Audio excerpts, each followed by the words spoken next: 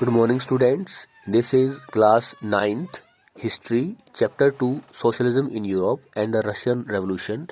Today is going to be our second class on this chapter.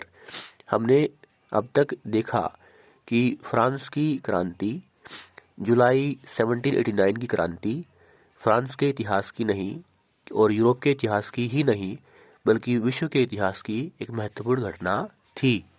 हाँ, इसने सामंतवादी व्यवस्था feudalism का अंत किया और फ्रांस में राजतंत्र का अंत करके वहाँ पर रिपब्लिक यानी गणराज्य स्थापित किया। दुनिया के अलग अलग भागों में जो लोकतांत्रिक अधिकार हैं उनकी मांग की जाने लगी।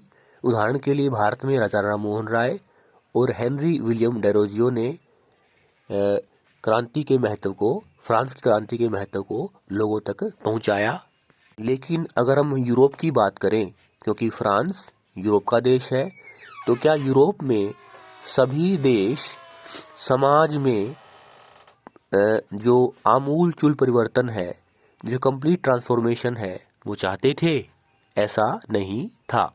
यूरोप में समाज के पुनर्गठन के लिए 3 तरह के लोग थे। पहले कंजर्वेटिव्स यानी परंपरावादी, ये वो लोग थे जो 18वीं शताब्दी से ही बदलाव नहीं चाहते थे, लेकिन 19वीं शताब्दी में उन्होंने ये स्वीकार किया कि बदलाव तो, परिवर्तन तो होना चाहिए, लेकिन धीरे धीरे होना चाहिए और जो भूतकाल है, जो बीता हुआ समय है, उसका भी आदर किया जाना चाहिए। तो दूसरा ग्रुप था कंजर्वेटिव्स के अलावा, उनमें आते थे लिबरल्स, उदारवादी।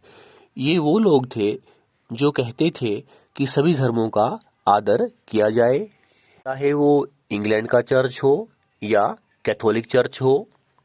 चाहते थे कि एक रिप्रेजेंटेटिव, प्रतिनिधित्वात्मक इलेक्टेड पार्लियामेंट्री गवर्नमेंट, निर्वाचित संसदीय सरकार हो और जो न्यायपालिका है, जुडिशरी है, वो इंडिपेंडेंट हो, यानी शासकों का, रूलर्स का न्यायपालिका पर नियंत्रण न हो। हालांकि जो लिबरल्स थे, जो उदारवादी थे, वो यूनिवर्सल अडल्ट फ्रेंचाइज को स्वीकार नहीं करते थे। उनके अनुसार जिसके पास प्रॉपर्टी है, संपत्ति है, उनको ही राइट टू वोट दिया जाना चाहिए और महिलाओं को भी राइट टू वोट न दिया जाए।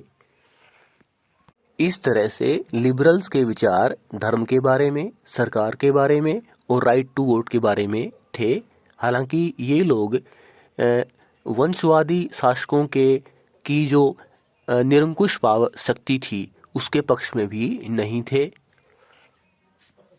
अंत में जो रेडिकल्स थे, वो चाहते थे कि समाज का पुनर्गठन हो, कंप्लीट ट्रांसफॉर्मेशन हो और जो सरकार है वो देश की बहुमत की जनसंख्या के आधार पर हो, यानी majority of the countries population के आधार पर बने।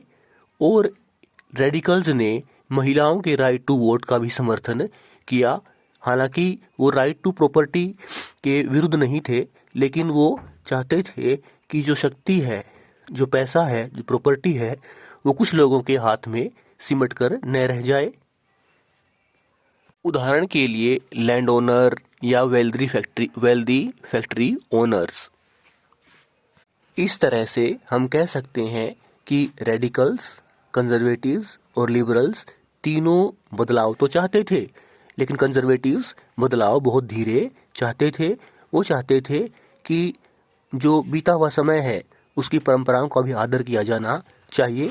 रेडिकल्स चाहते थे कि महिलाओं का भी राइट टू वोट के बारे में सोचा जाना चाहिए, जबकि जो लिबरल्स थे वो राइट टू प्रॉपर्टी के अधिकार का समर्थन करते थे। रूस की क्रांति के माध्यम से समाजवाद की एंट्री होती है और समाज में और बदलाव की बात होती है। थैंक्स।